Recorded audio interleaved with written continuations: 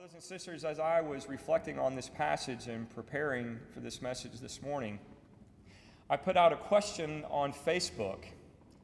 And the question was, in 3 sentences or less, how were you shaped by your father?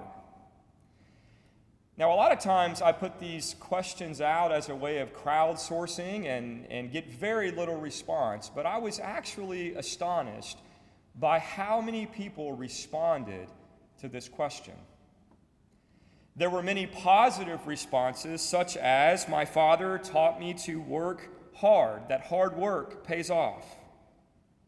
Others said that their dads taught them to be honest, respect others. One of my good friends, Dan, said, "Above all else, my dad taught me compassion and commitment to family." Someone in our congregation said, "My father taught me the beauty of science and art and the need for introspection." Another said that their dad taught them to be a person of integrity and to do the right thing even when it was difficult. Another said to be willing to listen and learn from those who are different. And as I was reading these responses, it got me thinking about the kinds of ways that my father influenced me.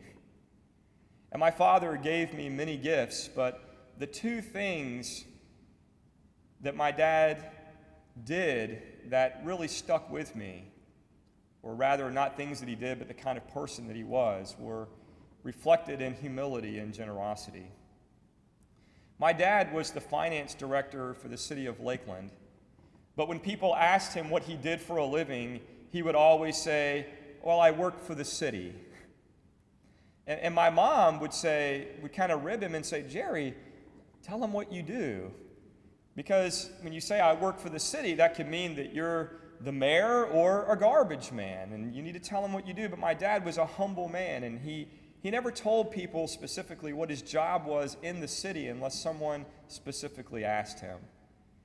And I remember that even though he could afford much more, he drove an old bomb of a car for many, many years. In fact, I called it the green bomb.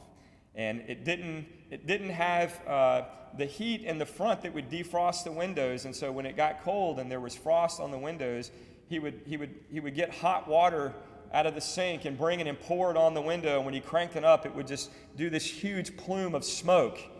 And when I was young, it didn't matter much to me. But as I got to be older in elementary school, I got a little embarrassed that my dad was dropping me off in this wretched car.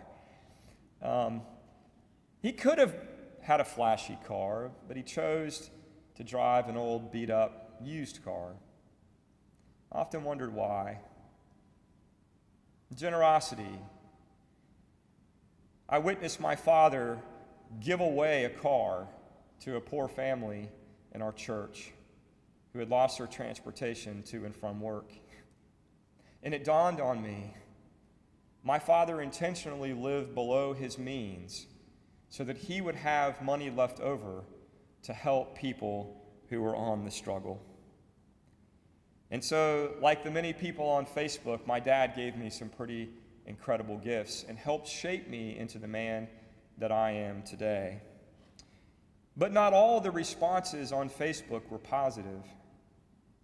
And some of the responses actually broke my heart.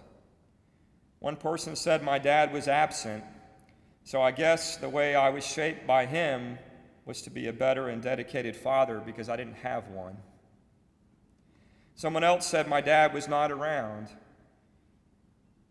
He left my mom, moved, remarried, and raised a whole new family. She said, sadly, as a teen, I believed that I was unlovable and unworthy. I sought attention any way that I could get it. And finally, someone said, I learned the most from my father's mistakes, that all parents are just human beings doing the best they can with what they know at the time.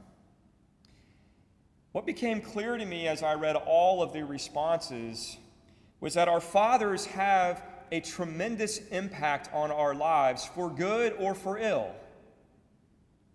As we listen to people's stories, we can see the influence of their fathers on their lives and how it has shaped them to be the person that they are today. And I'm sure the same can be said of Jesus. Being raised by Joseph would have had a significant impact on his life. But you might not get this impression reading the Bible because there's very little about Joseph in the New Testament. All we have are a handful of stories around the birth of Jesus and a few references later on in the gospel that Jesus was the son of Joseph. Because there is so little about Joseph in the Bible, it would be easy to think that he's just not that important in the story of Jesus. But I think that would be a mistake. Despite the sparse references to Joseph, he was the earthly father of Jesus. He raised Jesus. And as such, he would have taught him more than just a few life lessons. And this is what I want to talk about this morning. As we connect some of the pieces of Joseph's story in the Gospels and use our imagination to fill in the picture of his life, we see more than meets the eye. So let's begin with what we do know. According to the Bible, Joseph was a carpenter. In our scripture reading this morning, taken from Matthew 13, Jesus returned to his hometown of Nazareth and offended some people by his teaching. They asked, "Isn't this the carpenter's son? Where did this man get all of this wisdom?" And since Joseph is not mentioned by name, some people speculate that he died before Jesus began his ministry, his public ministry, around the age of 30. But nevertheless, his occupation is mentioned, a carpenter. And it was mentioned on purpose to discredit Jesus. I believe this is important. They weren't saying, "Isn't this awesome guy the son of that awesome carpenter?" They were saying, "Is this the son of that humble, lowly carpenter, that uneducated poor guy? Where is he getting all of this stuff?" And in the Gospel of Mark, Jesus himself is referred to as a carpenter, which tells us that he was trained by his father in the trade. It's likely that Jesus worked as a carpenter first in his father's shop and then perhaps in his own, from the time that he was a small child all the way up until he began his public ministry. So who were the carpenters in Joseph's time? The Greek word that we translate carpenter is tekton. Tekton, T-E-K-T-O-N. And the word had a variety of meanings in the ancient world, but it seemed most often to be used in reference to woodworkers. Since wood was in short supply in Galilee, most houses were built of stone or brick mud, so woodworkers spent much of their time building and repairing furniture, chests, farming tools, yokes, double yokes for oxen to pull. They might have repaired doors and windows and these kinds of things. In addition to tektons, there were also architectons, which is the word that we use to derive architect. And these were the master builders in Joseph's time who hired other people to work for them, which gave them an elevated status and allowed them to make more money. And I believe it's important that Joseph was not an architecton, but just a simple tekton. A simple, hard-working, uneducated poor man, doing his best to make ends meet from day to day in support of his family. He had no importance, no status, no influence, and no wealth. In the eyes of the world, Joseph was invisible at best and a loser and a nobody at worst. And I believe that this point is really important when we consider that God, the creator of the universe, chose this man to be the earthly father of his only begotten son. God Almighty could have chosen anyone, but I think that it says something about who God is, that he picked this humble, poor, simple, blue-collar carpenter to raise his only begotten Son. Why didn't God choose a king or a military general? Why didn't God choose a connected politician, a successful businessman, a lawyer, a physician, or maybe even a priest? Why didn't he choose at least someone that was educated? Well, by choosing Joseph, I believe that God shows us that he doesn't care about the things that make people successful or important in the eyes of the world. When it comes right down to it, God doesn't value us based on how much money, power, and status that we have. And when choosing people to help in his great rescue mission of this world, the determining factor is not if you're black or white, or in the case of Joseph, brown.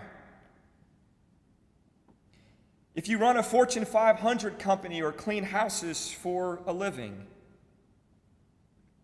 If you're politically connected or systematically ignored. If you are fat or thin, or like me, somewhere in the middle, just a little chubby. Those things don't matter to God. We live in a world that is driven by the value system of success. Those who are good-looking, smart, charismatic, influential, popular, politically connected, and wealthy are often admired, sought after, and even considered superior. Sometimes this value system so co-opts and corrupts religion that it leads church people like you and me to assume that worldly success and wealth is evidence of God's favor or some kind of reward from God. In contrast, those who are unattractive, uneducated, marginalized, poor, black, brown, they're looked upon with pity, suspicion, or even scorn. We often blame them for their lack of success, accusing them of being weak and lazy and entitled, or in the words of our new politics, losers. Corrupt religion makes things worse by attributing their struggles to a lack of faith or religious obedience. If you are poor, if you struggle, it's because you've fallen out of favor with God. How many times have you heard this preached from the pulpit these days? And in the most anti-Christ reversal of the gospel, wealthy Christians look upon the poor, even poor Christians, with disdain. But in choosing Joseph,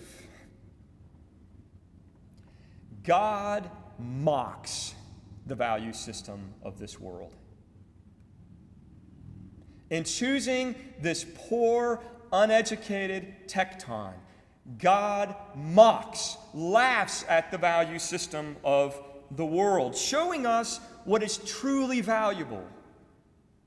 Humility, simplicity, honesty, gratitude, faith, hope, and love. All of the things that we've been studying here at First UMC over the last 10 weeks. In short, God is not concerned with your importance. You might be concerned with your importance, but God is not concerned with your importance, but with your heart. Status, power, and wealth do not make people winners in God's eyes. Nor does poverty or lack of power make someone a loser in God's eyes. No, status, power, and wealth are not signs of divine favor. They are not prerequisites for serving the mission of Jesus in this world. In fact, as Jesus teaches repeatedly, we can get attached to power, wealth, and status. And it can blind us to the truth and turn us away from God's rescue mission of this world. Instead of being evidence of divine favor, in some cases, status, power, and wealth can be evidence of selfishness and exploitation. Instead of uniquely qualifying us to do God's work, they can corrupt our heart and actually function to disqualify us. Because if we're full of ourselves and our own agenda, and if we're consumed with making money and being popular and politically connected, then our hearts are closed off to the truth of God. It becomes very difficult for God to use us for His greater good. In fact, whether status, power, or wealth become a stumbling block or a tool used for kingdom work, because they can be both. They can be corrupting, or they can be used to accomplish Christ's mission in the world. Whether or not they do that depends on something deeper, and that is the human heart, the hands that are holding these things. And whether they're grasping to them and hoarding them and selfishly using them exclusively for their own benefit, or whether they are holding these things loosely and saying, God, how can these be used to help others? By choosing Joseph, a poor, simple carpenter with no status, no power, no wealth, God shows us what many of our mothers and grandmothers taught us, that what is important is on the inside. And one of the most important virtues that Joseph demonstrates, which makes him uniquely qualified to serve God's purposes in this world, is humility. Something interesting occurred to me this week when I was talking to Emma about all of this stuff. Since so little is written about Joseph in the New Testament, his character never pushes Jesus out of the spotlight. Just think about that. It never becomes about Joseph. It's always focused on Jesus. And I have no historical grounds for this claim, and my professors at the university would be very suspicious of this kind of speculation. But I can't help wonder if Joseph himself wanted it this way. I can imagine this strong, wise, quiet, humble man saying, I don't need you to write about me. I don't need recognition, and I certainly don't want to be in the spotlight. I will move to the margins of the story so that you can focus on the one who is truly important, my son, Jesus. Less of me and more of him. Do you know people like this? I do too, but they would be horrified if I mentioned them by name right now. Do you know people like this? This is the kind of man that I strive to be. But our desire for importance too many times gets in the way. Most human beings struggle with humility and self-denial. Psychologists tell us that we have strong needs for acceptance, for affection, for appreciation, and for attention. And if these needs are not adequately met in childhood, they become insatiable needs as adults. So that an adult dose of attention or appreciation is never good enough. We keep wanting to go back and get the child's dose because our heart becomes like a black hole, and no matter how much attention or affection or appreciation, acceptance that someone gives you, if those needs were not adequately met in childhood, you become like a black hole in your heart. They just flow right through you. And this means that there are a lot of people wandering this earth with overpowering desires for attention, appreciation, and yes, even importance. Without these things, they sometimes feel deficient, anxious, inferior, and at times even cursed by God. But God does not share in our obsession for being seen as important in the eyes of others. And the things that make us important in the eyes of the world hold no water with God. One of my favorite theologians, Karl Barth, had a dream that he went to heaven. He was one of the most prolific writers of the 20th century. He had volumes and volumes and volumes of what is considered one of the greatest theological works of our time, the Church Dogmatics. And he said that he had a dream in which he was going to heaven, and he had a wheelbarrow, and it was full of all the books that he had written. And as he was approaching the pearly gates, all the angels were on the other side laughing at him. This is the greatest theologian of our time. The one that you say, when we want to learn about God, read Karl Barth. But the status and the influence that he gained with his writing was not what was important in the eyes of God. And I can imagine the same with us as we roll up to heaven with our wheelbarrows of money and the angels laugh. As we roll up to heaven with our entourage of all of our politically connected friends. Hey, Jesus, look at all the people that I know. And the angels laugh. I can imagine us walking up to the gates of heaven, holding our guns,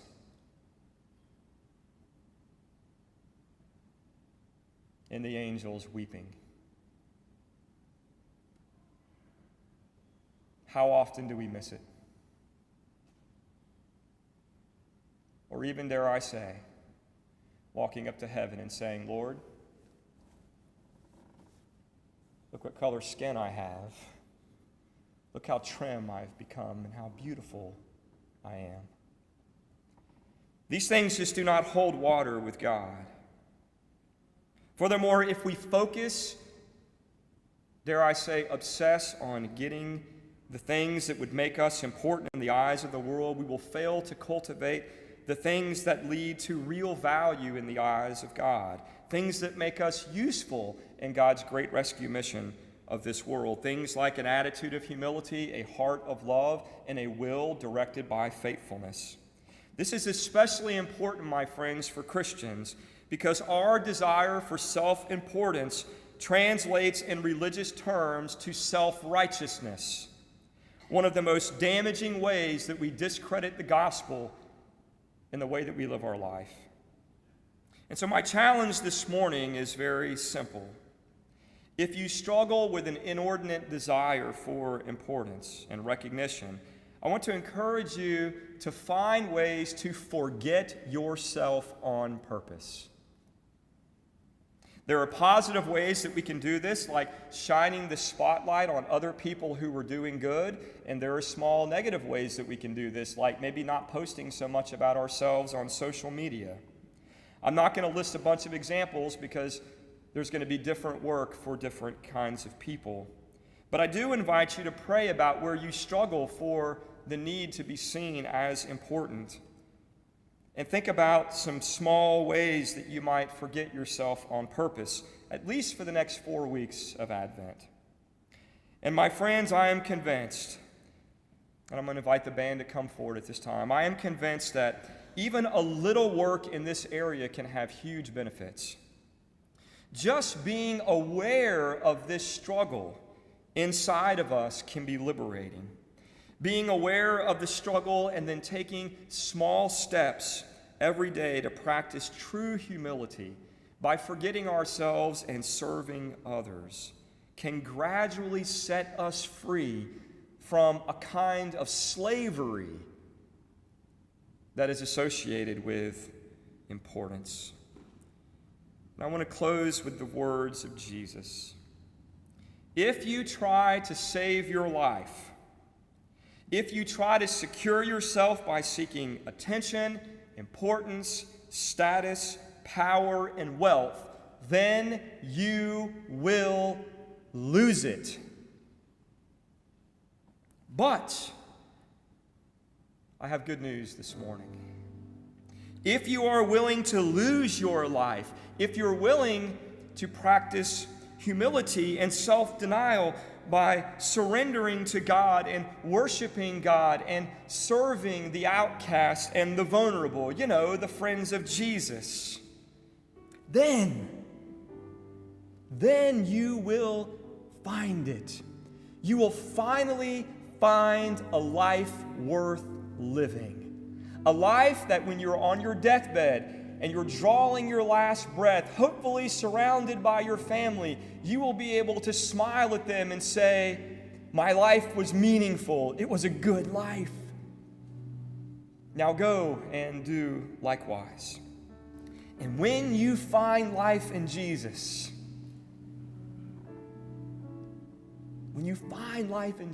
it is real life. And that is good news this morning.